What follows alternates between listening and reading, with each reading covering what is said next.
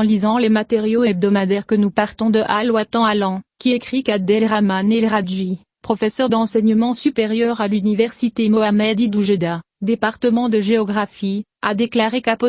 il est probable que les humains sont les auteurs des feux de forêt dans le nord du Maroc, en l'absence de conditions disponibles pour d'autres raisons. Résidant en vue d'un pique-nique, Al-Radji a déclaré, personnellement, je pense que le défaut ne réside pas dans la mesure, autant qu'il réside dans le manque de sensibilisation et de sens des responsabilités du citoyen qui n'apprécie pas les dangers d'allumer des feux ou même de fumer dans lieux fragiles. Dans une autre actualité, le même hebdomadaire s'est interrogé sur les responsables de la destruction de la chanson marocaine et de la commercialisation de l'art pauvre, et a déclaré que la télévision et la radio nationale s'interrogent fortement sur la destruction des chansons engagées et utiles et du goût du public, en trahissant leur rôle dans le financement et la commercialisation de programmes artistiques qui redonnent éclat et originalité à la chanson marocaine, dans ses différentes couleurs et dialectes. Si la télévision et la radio nationale ont joué un rôle crucial dans la promotion de la fluidité et la diffusion des chansons discrètes, il n'est pas besoin de citer d'exemples.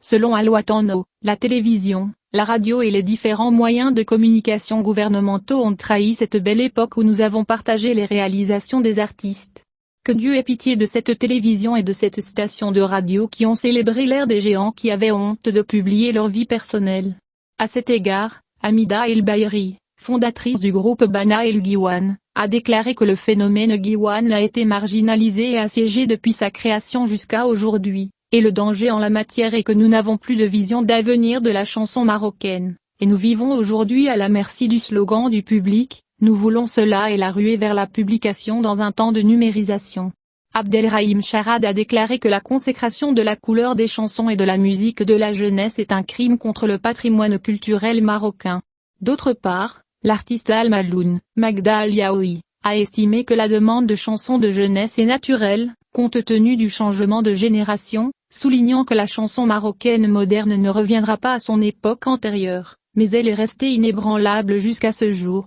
car elle est fondée sur des règles et régie par des contrôles imposés par celle-ci. Des comités d'arbitrage stricts, et cela explique la qualité des œuvres qui meublent la scène artistique marocaine à l'époque. La même plateforme médiatique a ajouté que l'artiste musical Abdel Latif Al-Saidi a appelé le ministère de la Jeunesse, de la Culture et de la Communication à reconsidérer la réalité de la chanson marocaine, sous ses diverses formes, qu'elle soit jeune ou moderne. Saidi a souligné que la télévision et la radio marocaine devraient faire la lumière sur la chanson intentionnelle et lui accorder suffisamment d'attention, c'est-à-dire qu'elle devrait essayer d'équilibrer les chansons contemporaines avec les chansons marocaines contemporaines. Mustapha Bartoun, l'écrivain national du Syndicat national des musiciens professionnels, a déclaré, le point qui a contribué de manière fondamentale au déclin de la chanson marocaine moderne, c'est que l'artiste par le passé a su promouvoir ses chansons à l'intérieur et à l'extérieur du Maroc, et le meilleur exemple en est l'artiste Abdelwahab Doukali.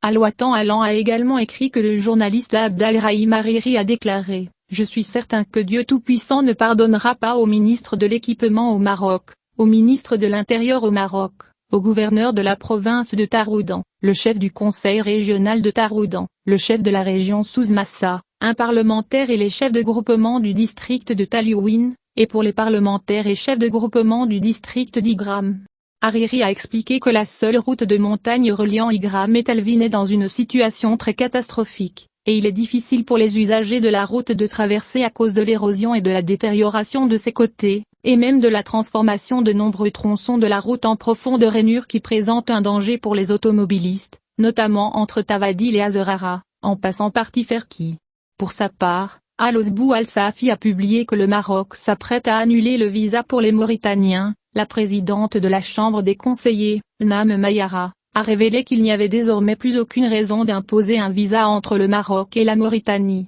Selon Mayara, l'annonce de l'annulation définitive du visa sera décidée lors de réunions au niveau exécutif à Nouakchott et à Rabat, et a indiqué qu'il y a des développements tangibles concernant l'octroi de visa d'entrée au Maroc aux Mauritaniens, notamment qu'il n'y a pas plus longtemps à attendre, en plus d'accorder aux hommes d'affaires mauritaniens des visas de longue durée pouvant aller jusqu'à 2 ans. Le même hebdomadaire rapporte que l'ancien Premier ministre catalan, Carles Puigdemont, opposant au gouvernement madrilène et exilé en Belgique, soutient les Marocains de Ceuta et Melilla, il a déclaré que le Maroc a parfaitement le droit de remettre en cause la souveraineté espagnole sur Ceuta, Melilla, les îles Jafari, l'île de Leia et d'autres, déclarant « Ce sont les vestiges du colonialisme européen qui empêchent la pleine normalisation des relations entre l'Espagne et le Maroc, et cette situation est embarrassante, d'autant plus que l'Espagne est considérée comme un pays européen. » La Semaine de la Presse a également écrit que plusieurs milieux craignent l'absence du Maroc et l'incapacité de l'Université nationale scoute marocaine de participer à la 21e rencontre des tours et guides arabes,